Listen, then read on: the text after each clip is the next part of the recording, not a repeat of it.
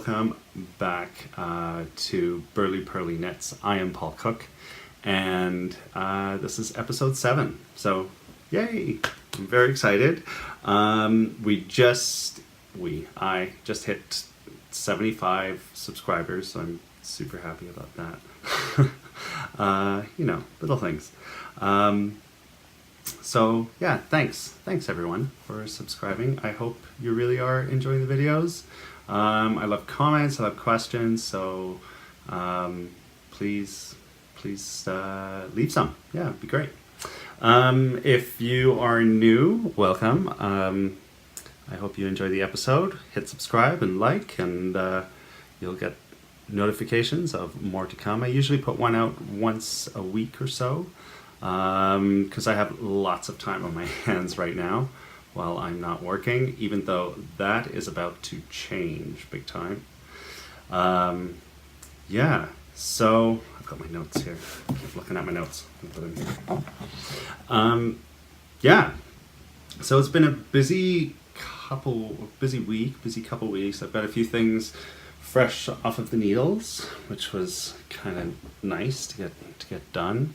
But otherwise it's been pretty quiet around here. I've had a few friends' birthdays, some more birthdays to come. Christmas is coming, even though, you know, I'm not really big into the whole Christmas season. So we shall see. We shall see what happens. I haven't really been able to knit though, a whole lot in the last week, because I was being a good person, and like everybody should do. So if you are not in a monogamous or committed relationship and you're having many relationships, you should go and get tested. So I went and got tested as part of Movember, Men's Health Month. Just, you know, because I do it twice a year. It's just, you know, you do it. Not a big deal.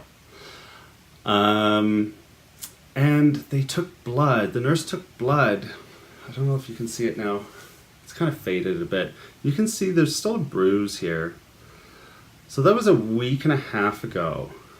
And I was bruised from here to here.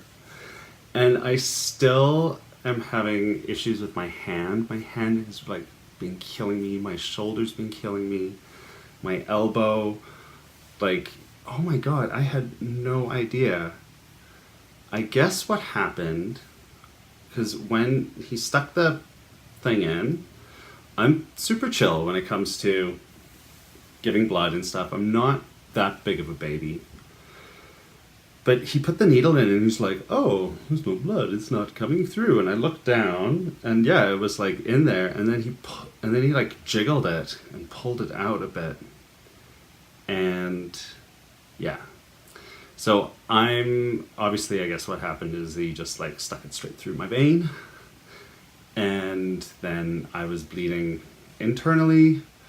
So it's still very sore, it's still very bruised. I haven't been able to knit a whole lot.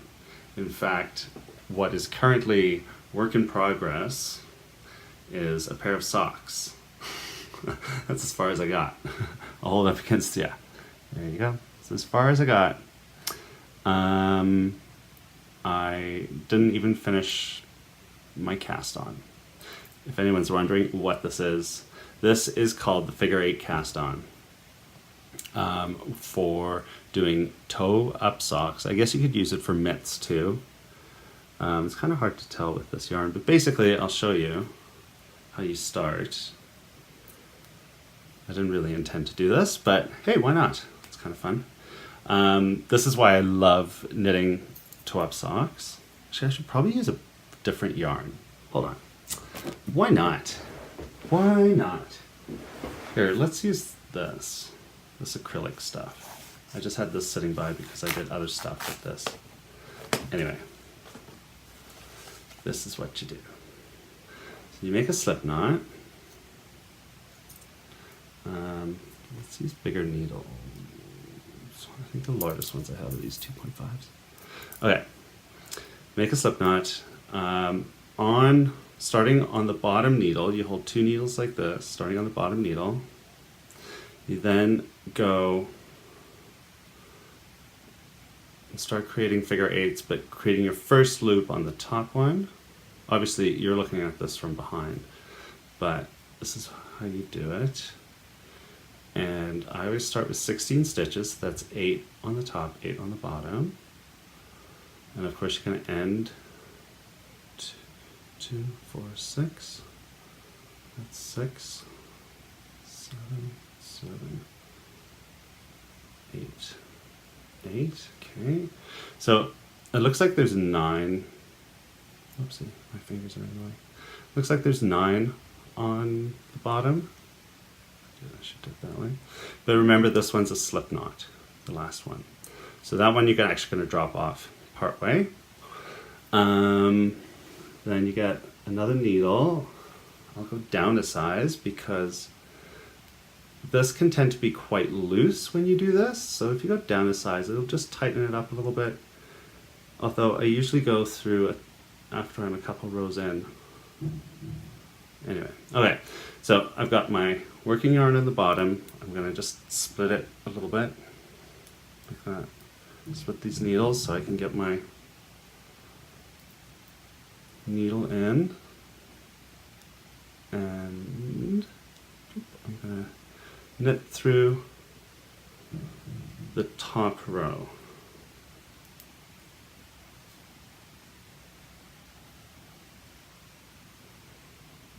Okay,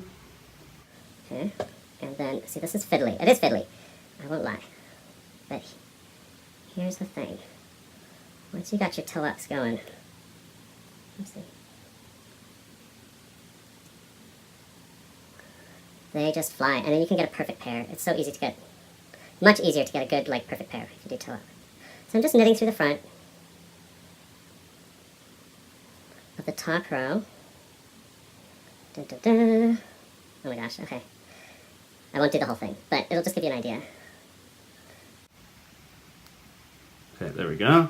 So I've knit through the top row. I've got my little skinny needle there.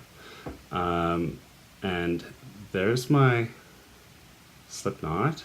I'm going to take that, slip it off. There's my tail.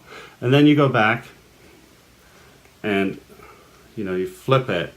You flip it that way, so the front is still facing you, the right side is still facing you, and then you knit through the bottom, and then you start just knitting in the round, and you just keep going, and you do your increases on the side, make one right, make one left, knit around, make one right, make one left, and then you do a knit around, and you do it on both sides, and before you know it, you have your toe, and then you tube, and you're done. Anyway, blah. So, that's what's on the needles. It hasn't gone anywhere. I shouldn't have even done that because now my hand's kind of hurting. But, there you go.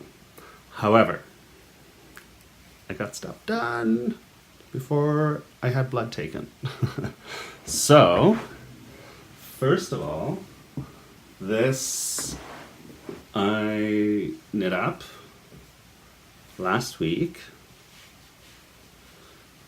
It is, yeah, lovely little hat of my own design, made in the Vivid Yarn Studios, these guys, with pitch black sock yarn. This is I think it's a superwash, feels like superwash. So I just held this double with these and did an alternating striping pattern. Just kind of break this up a little bit so it's not quite so crazy. And yeah, I got this lovely marled effect.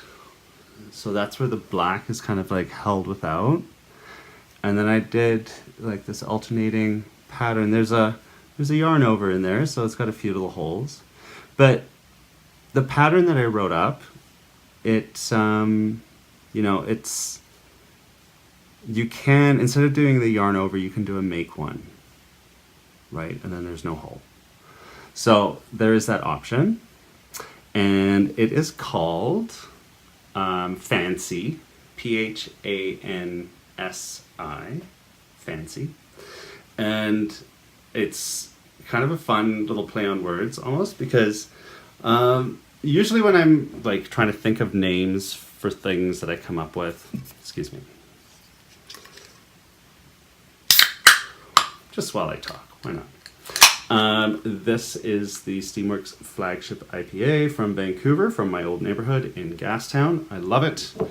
I know I should be supporting Alberta, but I really do love this IPA. So I'm having it in my llama mug. I know I want them to be alpacas, but I think they're llamas. Look at those ears. Yeah, so yeah, I knit it up. I really like it. I've published the pattern on Ravelry. It's called Phansi, that's right, it's called Phansi. Phansi, Phansi, Phansi, is the Zulu word for downward spiral. So it's kind of a loose translation on spiral, because it does kind of have this spiral pattern going here. But in Zulu, if you say Phansi, it's like downward spiral, like you're not doing so good. So anyway, I thought it was kind of cute, kind of a weird play on words. And fancy, it's fancy. Why not? Yeah. And I grew up in South Africa, so just, I didn't like pull Zulu out of nowhere.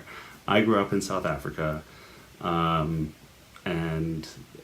we lived on a farm in KwaZulu, in the province of KwaZulu-Natal, in the Natal Midlands in Zululand. So we actually lived in the kingdom of Zululand. And, you know, I learned to speak Zulu in elementary school and went to school and with Africans, and yeah, whatever. It's like no biggie. So that was part of my childhood. So Phansi, it was like, okay, I was inspired to do something from Zulu. I guess you could put a pom-pom on if you want. It's got a little bit of a gathered, let's see if I can, nice little gathered thing at the top. I'm not a huge fan of pom-poms. Although a pom-pom with this might look really striking with the black striped in, a nice big dense pom-pom. I don't know, maybe I'll do one. Maybe I'll do one with the leftovers. Although there's enough here to make, there's just enough here to make another hat. And that could potentially even be,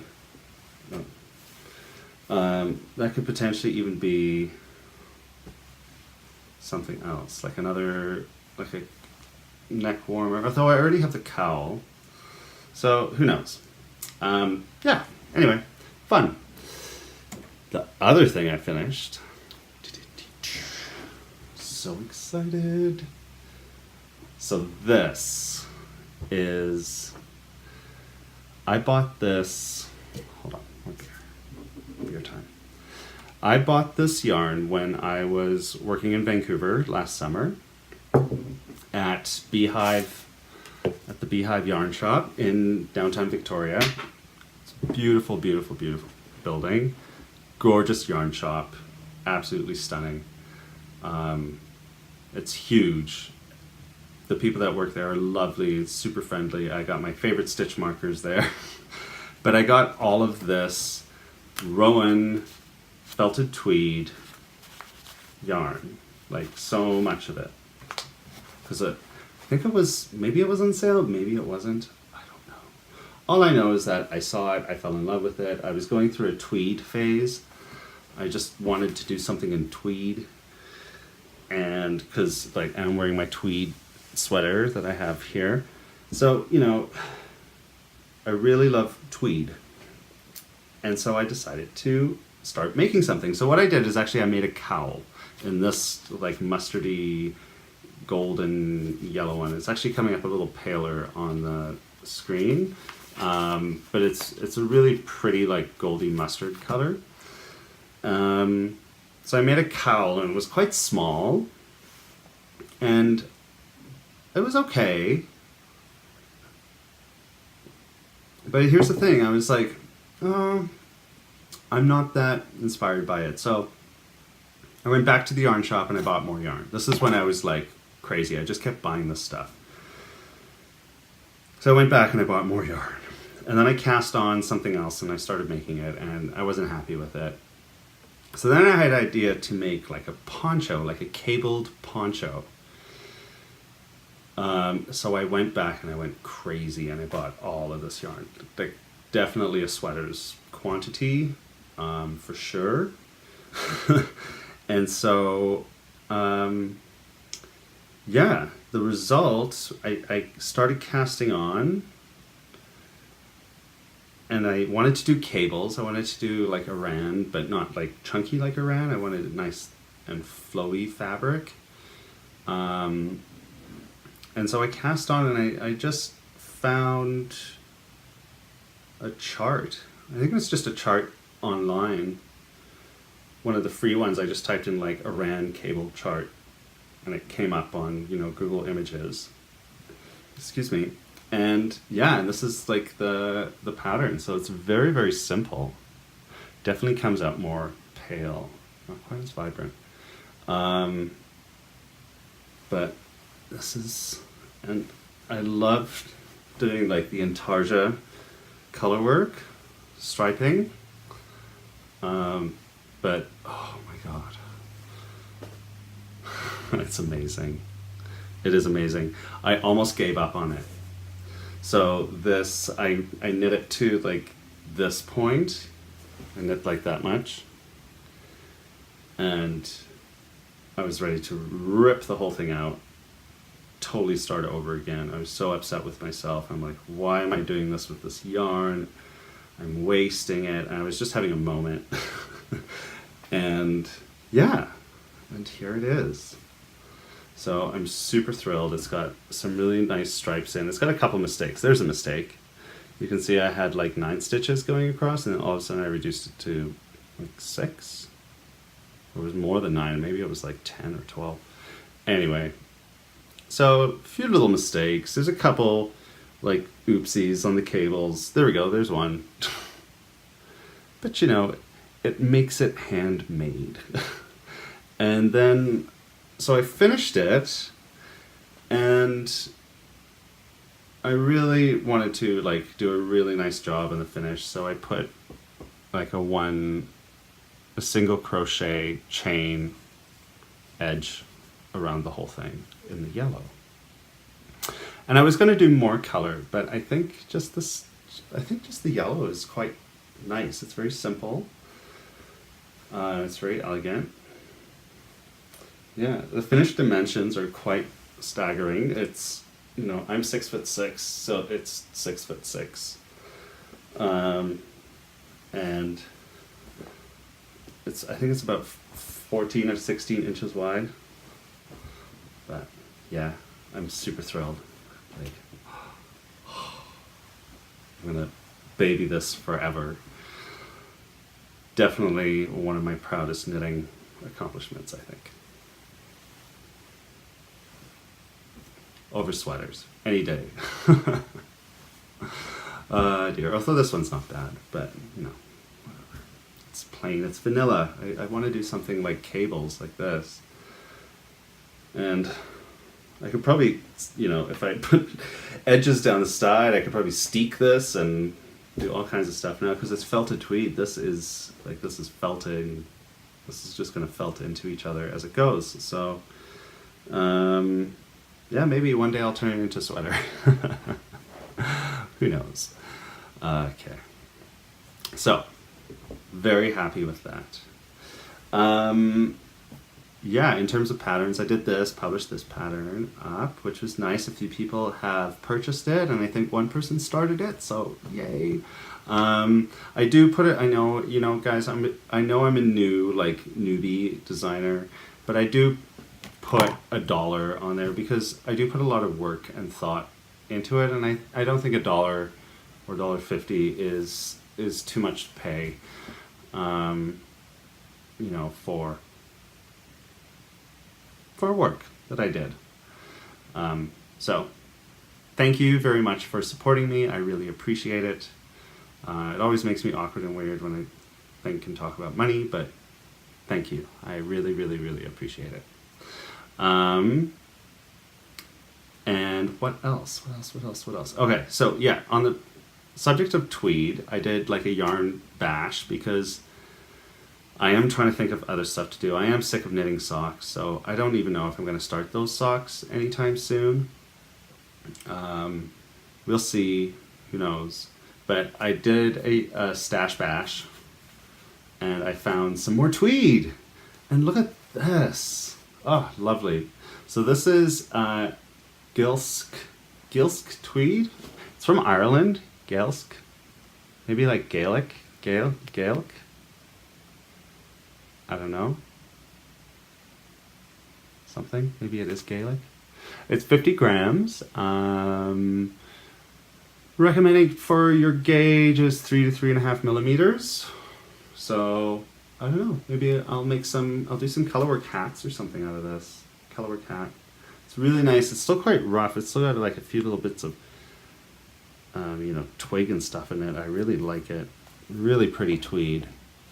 The green. It's got like little flecks of turquoise in there. And then there's more because I found this stuff. And this dark green is gorgeous. Look at that. Holy moly. So really nice. I think I can do something super pretty, Fair Isle-ish with this. I think that'll be fun. Fun little winter project once my hand gets better. And then the other thing I've been doing, because I've been bored, right? I haven't been able to knit, so I've been like, ugh. So, yeah, I went some stash bashing. Let's move those back there. I went and did some stash bashing, and I found this Ann Getty's 100% acrylic Red Heart baby yarn, and I have 9 more under the bed. In the box under the bed. So I pulled this out of my wall stash over there and realized, oh yeah, I have a ton of this stuff. I made a bunch of hats in it last year. It's really pretty. It's very soft. Actually, maybe, do I have one here? Oh, here we go. Here, I think this is like a twisted rib or something that I did with this one. Oh no, it's a slipped rib hat that I made. So, oops, that's the seam at the back. So I just last year I was quite sick and I had to lie on my side for a while because I had a giant abscess on my back. Anyway, too much information. So it was really hard to knit, but I could knit just going back and forth. That was fine. In the round, I just it wasn't working. So I had straight needles. So I knit a whole bunch of hats flat and then seamed them up the back. But yeah, so that's the stuff, right? It was, I think when I bought it at Dress Sew in Vancouver on Hastings Street. It was $2 a ball for 100 grams. So I bought I think I bought 15 because it's soft, it's lovely. And I can just make beanies and hats out of it. I'll put that one back on actually. It's comfy. So yeah, so I then went to the store. I've been watching a lot of tutorials as well. And ChemKnits, Rachel from ChemKnits, oh my god, you're amazing. I think you're fantastic. If you haven't seen who she is, go and watch her, ChemKnits Tutorials. She does yarn dyeing with, I only had one sip of beer. She does yarn dyeing. Yarn dyeing with a lot of food coloring. So she kind of inspired me to kind of do a few experiments. I like to experiment. I like to try new things. So I was at Real Canadian Superstore doing my groceries last week, and we found some Milton icing colors in the primaries. So here we go, there they are. And it has the ingredients on the back there. You know, they do have sugar and corn syrup and glycerin and, you know, other stuff in it that, you know, you don't really want in your yarn, but if you wash it well enough afterwards, it's fine. And again, this is like super, super, super cheap stuff. So what I did is I took a 1/4 teaspoon of the brown, a 1/4 teaspoon of blue, and a 1/4 teaspoon of red, and I mixed it all together in a cup. And then brought 12 cups of water to boil. I put in 3 tablespoons of vinegar in the water. I think it wasn't quite at a boil. It was like maybe 85 because it is acrylic. I didn't want to like burn the plastic, burn the acrylic. So I brought it down, yeah, maybe about 85.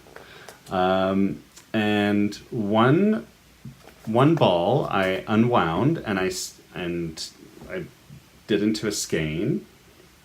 And this is one of the ones that turned out. So, and then the other 2 I just kind of like dunked in. But I wanted to do a little bit of an experiment to see if I could break the dyes, to see if I could get different colors and different combinations.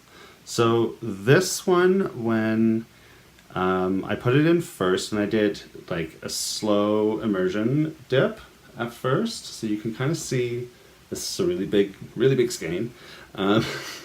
You can kind of see I kind of like dipped in from this side, and it was a really vibrant purple when it went onto the yarn. And then I slowly lowered this in, and this has some, you can't really, oh, maybe you can tell there. It has some like green, but there it is, a bit of a greenish tinge to it up in here. And so then I removed this because I didn't want it, I really like the color and the fade that had happened between the greeny gray and the purple. And I then got 2 balls of yarn because there was still dye left, and these are still kind of drying a little bit. And I put one in, and here it is. And it's this beautiful, like silvery, faded turquoise. It's absolutely stunning. I really love this. Really love this. And then, you know, that sat in there for like a good while. And then there's still a little bit of dye left in the water. So then I took another ball and I just like, it's the same thing for that one. So the dye kind of penetrated in slowly. And I did this one here. So this one's like an even lighter, like turquoisey, sea foamy color that fades to this gray, green, silver. And it's the same in this like purpley, pinky one. It's kind of metallic. It's taken on a real metallic quality compared to the original. Like, I am floored. Absolutely floored. I can't I can't wait to make something with this. It's going to be really pretty. Really pretty. Yeah, there's no more, like, a lot of color washed out, I have to say. A lot of color washed out. And I think that's just because the nature, it's acrylic, it's inorganic. I'm using food coloring that adheres to like other things. Like this stuff doesn't really take on stains very well. It's baby blanket. It's meant to be like used and abused, right? Vomit and all kinds of stuff, baby food. who knows, other stuff. I don't want to talk about them. That's why I don't have kids. But it's really pretty. Sorry, I keep looking at it. Like, just look at this fade. Look at what this fade is going to be like on this.